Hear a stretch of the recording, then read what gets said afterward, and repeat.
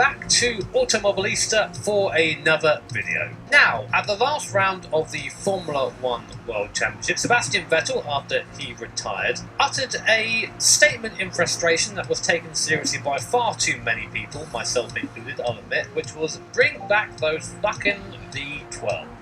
And as you can imagine, that statement opened up a lot of old discussions, including the old favourite, bring back V12s, bring back those higher displacement, those higher amount of cylinders. That's what we need in F1 to make it a better sport. Now, don't get me wrong, I loved, and I mean adored, the V12 Ferrari F1 car last driven in 1995. And I also adored the V10 era of F1. It's the era I grew up in, so I have massive nostalgia and massive passion for that era of Formula 1 racing. But I'm also aware that times change and situations change. So in this video I'm going to try and explore that topic a little bit deeper. And to discuss that topic and to strap myself in the best way possible, I'm going to be driving a glorious virtual V12 F1 car, very much based on that 95 Ferrari I spoke about earlier on, in a 6-lap race against the AI around Suzuka, because that's where they're going to be this weekend. I suppose I should put on my crash helmet really in preparation for some of the comments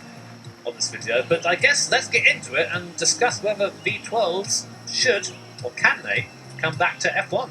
Well, I hope you guys are ready for a symphony of noise. Here we are, starting the race, right in the back of the grid. In our Ferrari, wait for the lights. Bit of a rolling start there, I haven't used a hand clutch, so excuse me. Struggling with wheel spin all the way off the grid, and here we are then, 6 laps of Suzuka in a V12 F1 car, down to T1 for the first time. Tyres and brakes are very cold, you can feel it going to T1, the tyres scrub when you try and turn the wheel in. And right now I'm in a very tricky position, which is trying to find my way through a very mixed up field as the car in front gets loose, a little bit of contact with the car next to me. There's rear wings and a tyre off. There's a Benetton to the left, he's off. On the inside as well, the AI comes flying across the inside, tags someone. I've got someone on my right as well. And we've gone from 25th to 19th place and all that chaos, and still trying to find a little bit of grip. Coming up to the first exit behind one of the Ligiers now, not quite close enough to make any moves there. And right now really struggling with temperature in those front tyres. Car is not gripping at all. As we come up to the hairpin for the first time, good place to overtake if you're feeling brave. I chuck one up the inside. There's a McLaren there on the exit. I think that's Brundle. Stamp on the power on exit. Duck into the slipstream, coming up now to the spoon curve. Come on, V12. Try and go around the outside. No, not quite enough pace to do that. Running a little bit more downforce in the baseline. This is an effort to try and get this thing turned in for some of the more tricky corners. But listen to this thing. I'm into 6th gear. Getting to the limiter. There's a car on my outside with a small lift going to 130. Just about muscle him out. Then we've got a hammer on the brakes for the chicane. Really got to hit the brakes on this thing. These cars have so much less grip than the modern day machines. You have to try and get used to it. It's quite tricky. But there you go. Up to P17. That's a gain of 8 positions on our first lap. Out of that bunker. And let's start this discussion, shall we? I always have to try and get the first lap out of the way first. Before doing that, I'll say there's a car off up there. Looks like a Pacific. Hard to tell though, going by so quickly. And my knowledge of this area isn't fantastic. So, the V12 F1 car, of course, the last V12 came from a very, very different era of Formula 1. A time where you had things like qualifying engines and one engine per race, instead of the 3 engines per season we have now, which is quite a lot different in terms of reliability. And these things, were, as a result, were run a lot harder. I mean, a lot harder than the engines were today. So hard, in fact, that I think John Lacey had 8 retirements out of a 17-round season in '95, with Gerhard Berger having, I think it was 6. Not all of those were engine, but a good chunk of them were, because and that was the same up and down the field, not just the V12s. The engines are being run so much harder than they are in modern day F1. And of course, as a result, big explosions go from there. But as I said, the last V12 F1 car came from 1995. So when people say things like bring back V12s, my mind automatically goes, well, this car would be absolutely devastated by a modern F1 car. It wouldn't even be a competition. I'm pretty sure an F2 car would be quicker than this thing nowadays. I'm not far off anyway. But of course, it's a completely different era, so it's kind of hard to put those things together. So then we have to think, right, okay, what will we put a modern V12 in the back of an F1 car? And bear in mind, right now we have little Diddy V6 in there, 1.6 litre V6, I think it is, with a hybrid turbo, of course, as opposed to a naturally aspirated V12. A wailing Banshee of Maranello. It sounds bloody good. AMS has really captured the sound really well, I must say. And it's a really nice form to try and jam a V12 engine into a modern F1 car, but of course you've got to think of one thing, which is first of all the size. These are big boys, the V12 engines. They aren't small and compact like the modern V6s and F1. And of course the weight as well, although again a lot has come forward in terms of engine development. So it wouldn't be as heavy as it was, I imagine, back in these days. But then we have to think of the times. You know, we live in 2019 now. Everyone's trying to be more efficient. Electric cars are making a bigger and bigger impact in a modern day society, in real life driving as well. Of course, you get a lot of Teslas around, all those things. So I try and get out of the head in there and mess around a bit.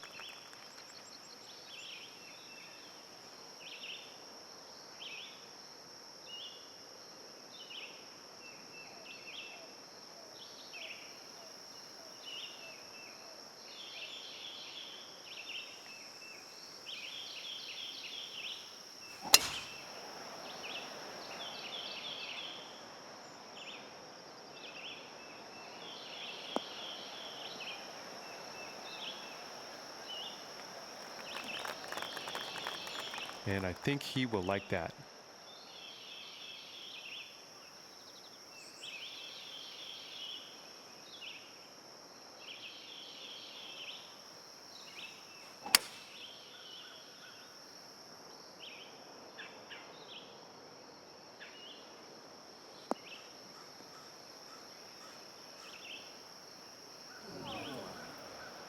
I can't see him being very happy about that.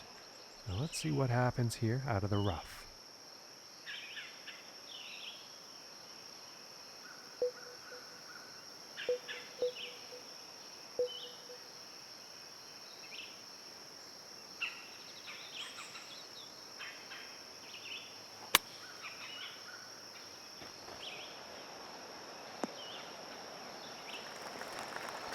I think he'll like that.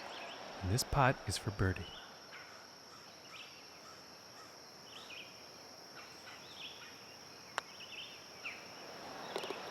And finishing this hole out with a solid putt. And sitting at 2 under for the day. Okay, let's see what the fifth has in store today.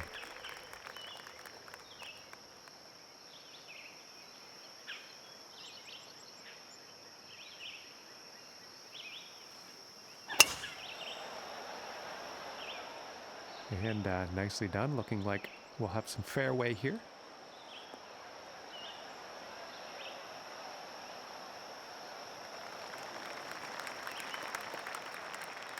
Okay, about 165 yards to the pin.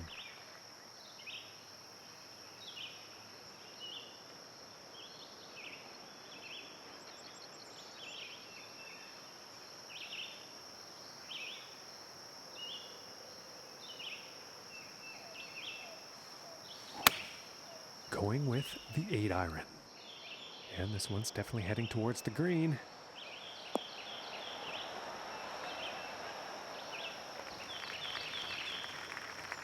And not the intended result, I'm sure, on that approach shot. Too much club.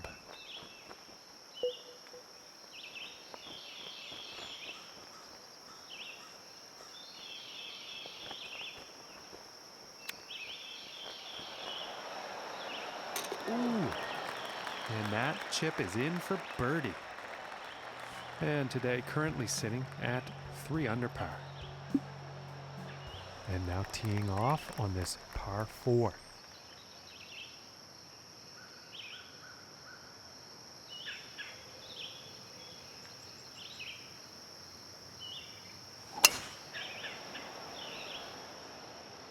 Okay, this one's looking pretty good.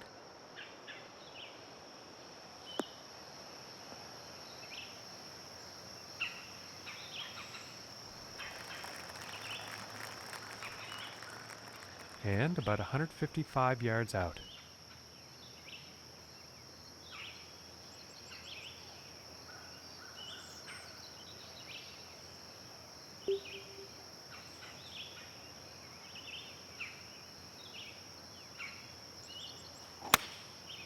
Going with the 9-iron.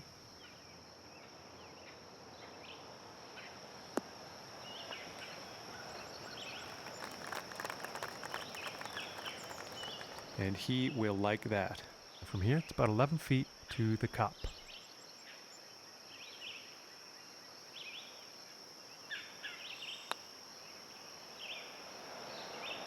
Oh my goodness, that was close.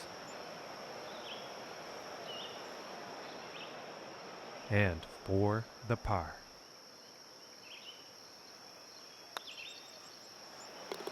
And that one's right in the cup. And 3 under for the day after that one.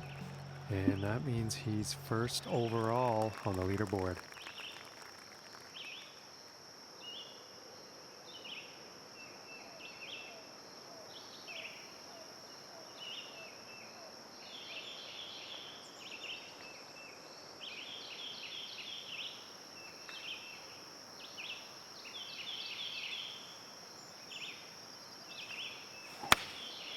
And here's an 8-iron. This is going towards the green here.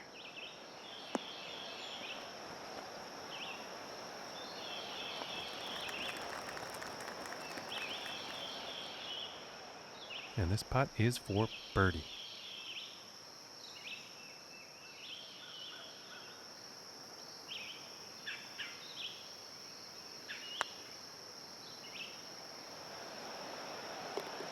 And a good putt. And currently sitting at 4 under for the day.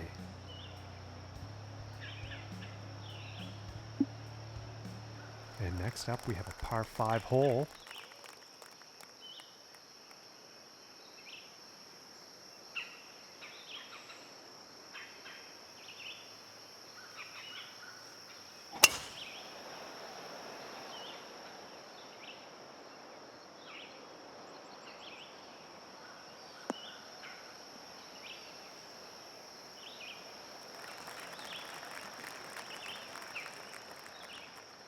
From 245 yards out.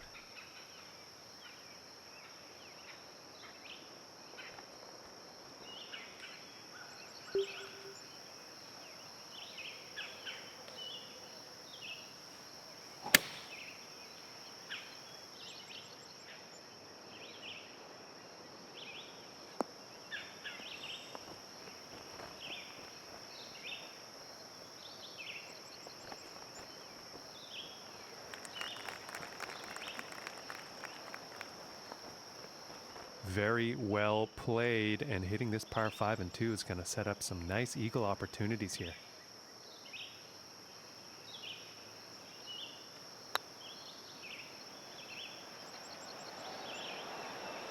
Ooh, and that was very close. Just didn't drop. And this putt's about 3 feet away.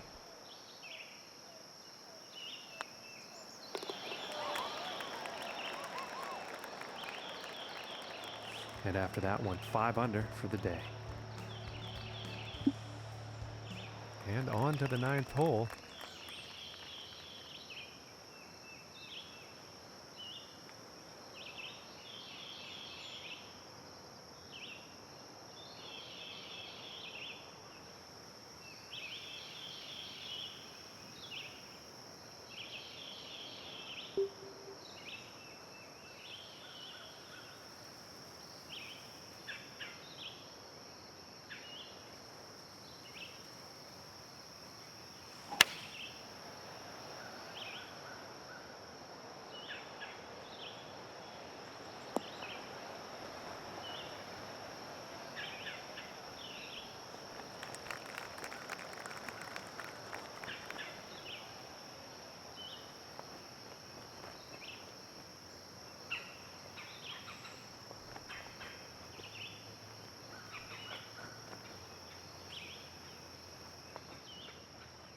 And this for the birdie.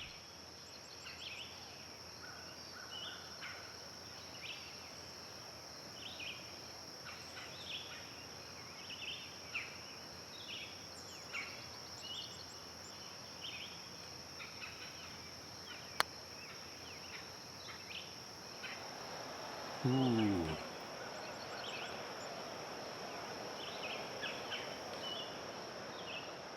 This putt's right around a 9-footer.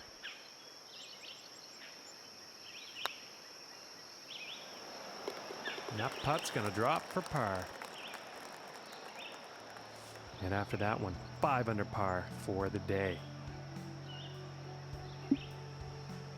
And teeing off on this next hole. Wind could be an issue on this one. And, well, I guess we're about to find out.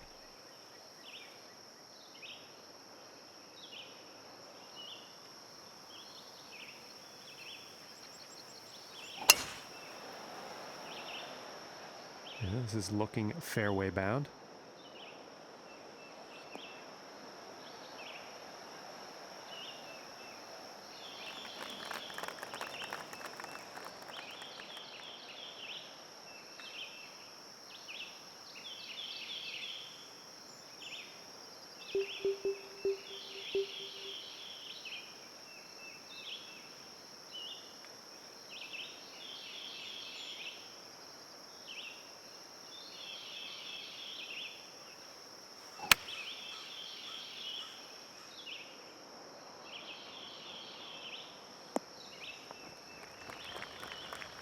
And missing the approach on that one.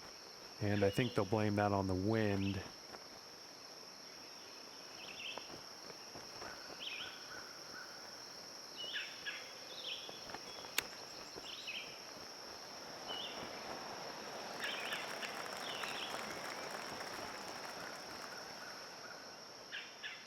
And this putt could save par.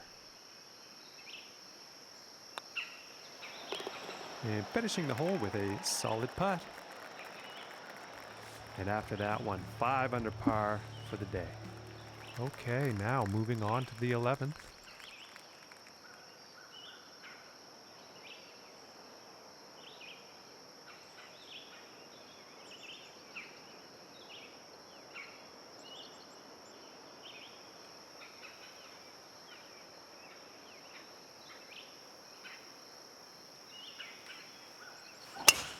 And that was quite a display of power there.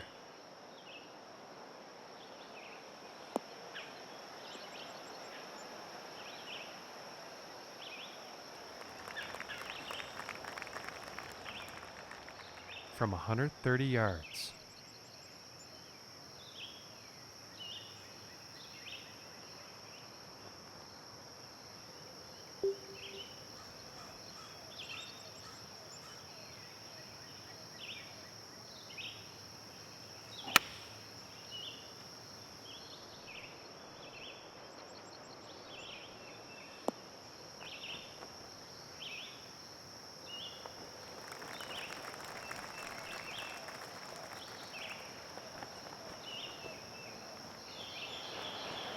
And I think he'll like that.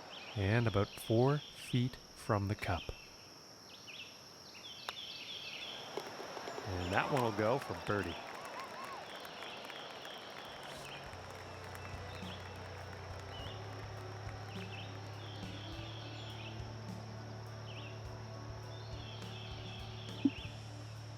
And now we find ourselves on the 12th.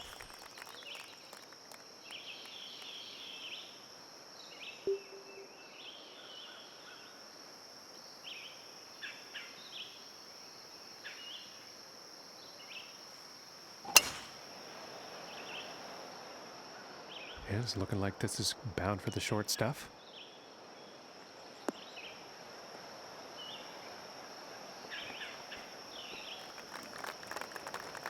And it's a little hard for me to see everything here today, folks. That one actually ended up in the rough.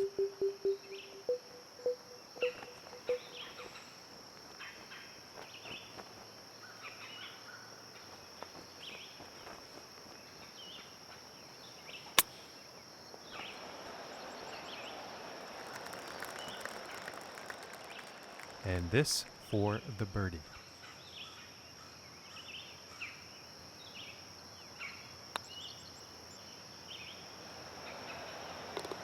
And finishing this one with a good putt. And they are sitting at 7 under par for the event.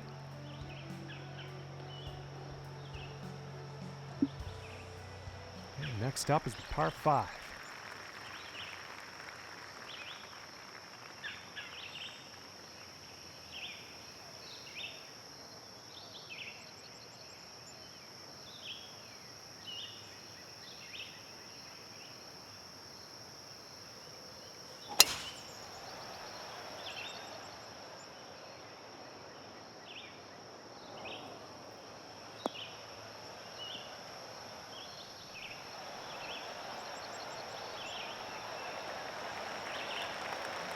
And I think he will be pleased with that.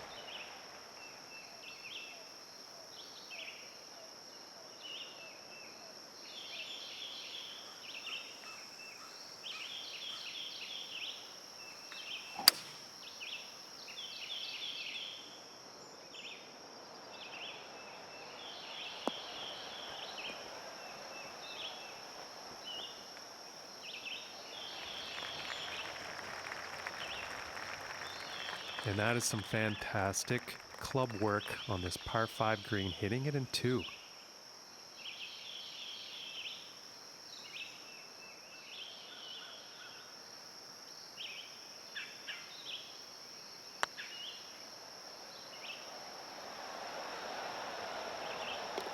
And the putt drops for eagle. And 9 under is the score after that hole.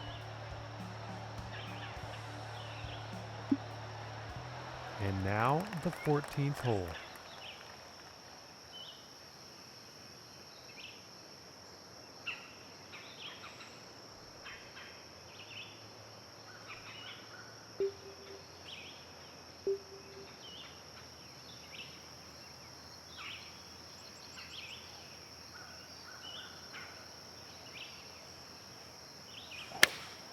Going with the 3-iron.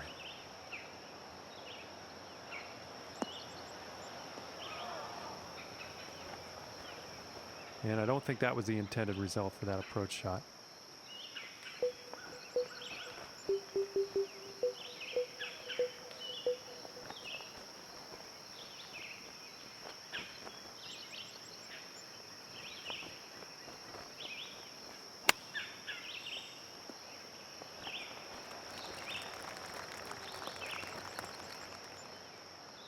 And about 8 feet to the cup.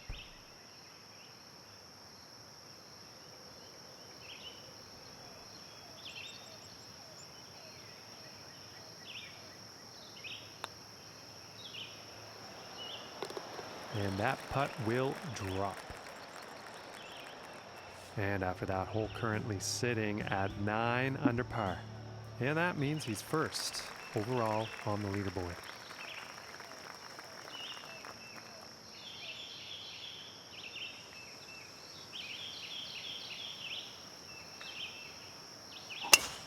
And fantastic distance on this drive.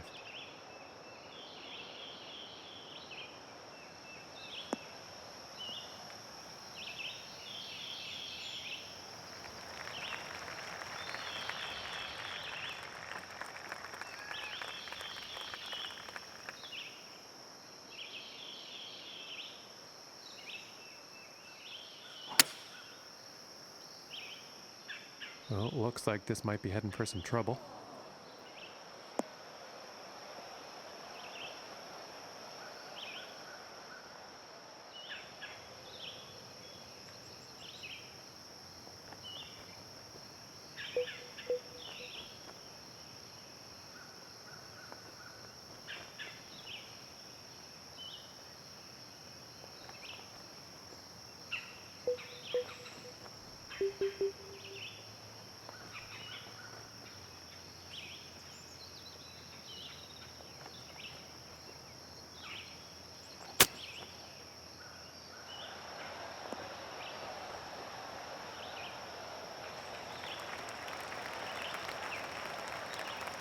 And pretty sure he's going to like that. And about 9 feet to go here.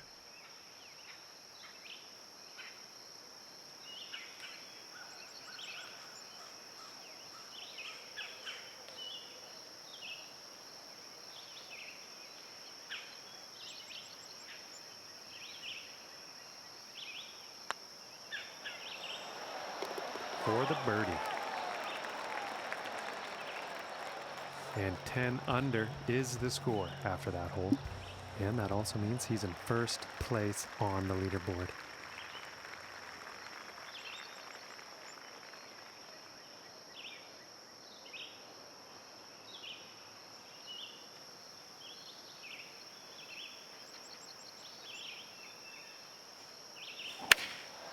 I'm going with the 7-iron on this one.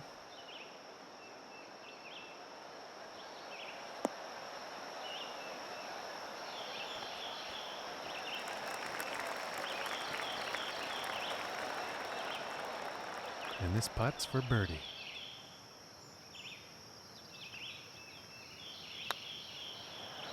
Ooh, that would have been good.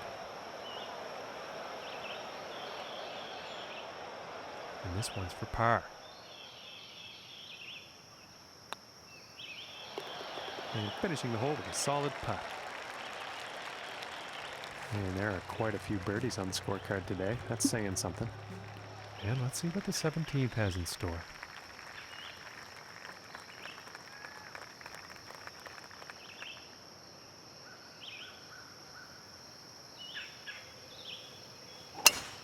And look at this drive go.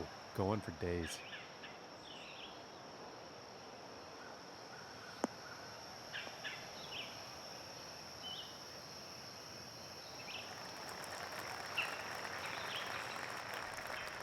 And about 155 yards to the pin.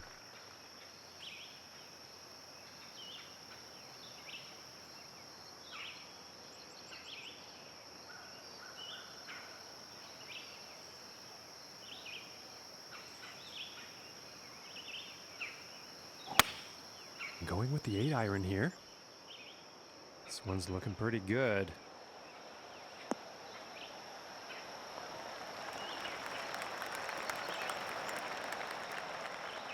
And about 7 feet to go here.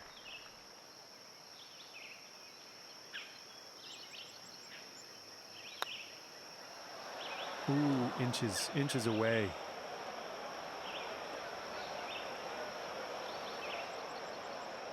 This one's right around 8 feet.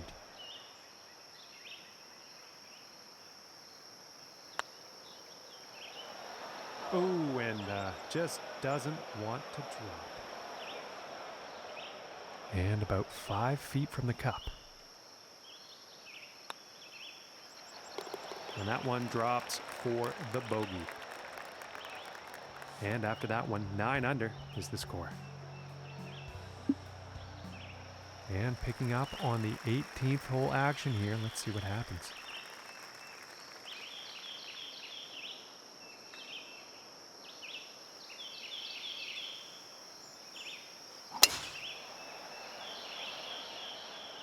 And this is heading directly at the water hazard.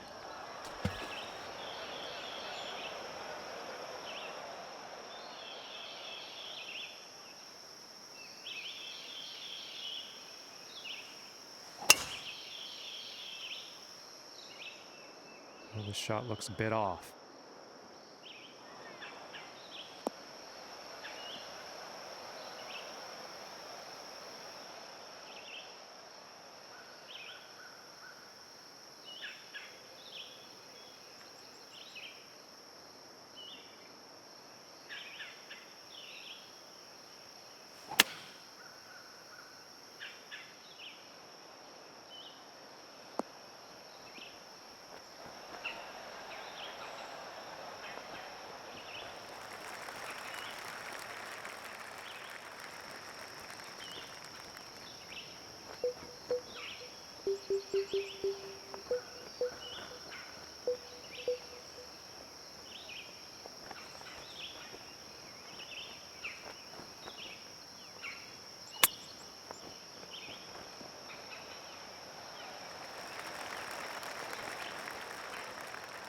This one's about a 7-footer.